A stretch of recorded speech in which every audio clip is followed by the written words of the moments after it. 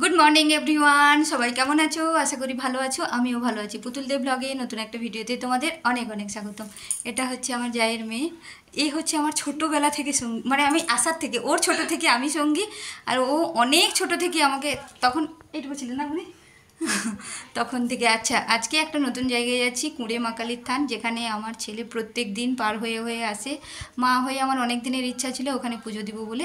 তো আজকে finally ready হয়েছি, চলো সঙ্গে থাকো। তো শেষমেশ স্কুটি নিয়ে চলে এলাম, এখানে পার্কিং করে দিয়েছি। আর এই হচ্ছে মেন রোড, যেটাতে আমার স্কুল ওই দিকেই যায়, আমার ছেলে এইদিকে স্কুল যায়, আর এই দিকে আমাদের বাড়ি থেকে আসার পথটা।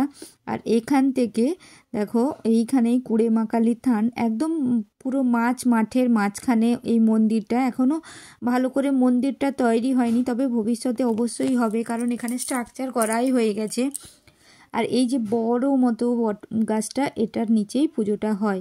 তো মানে জায়গাটা ভীষণ সুন্দর, এসে খুব ভালো লাগলো। আমি এই প্রথম এখানে এলাম, এত বছরের বিবাহিত জীবনে এই প্রথম কুঁড়ে মা কালী শুনতাম, কিন্তু কখনো আমার আশা হয়ে ওঠেনি। আসল কথা না, ঠাকুর যখন টানাবে, যখন মানে ঠাকুর আমার হাতে পুজো নেবে, তখনই তো আমাকে আসতে হবে।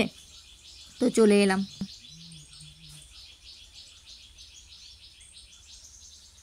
আমরা তুলে নিয়েছি অনেক কটায়। এখন নিরিবিলি, কি সুন্দর পরিবেশটা, শুধু সবুজে সবুজে ভরা।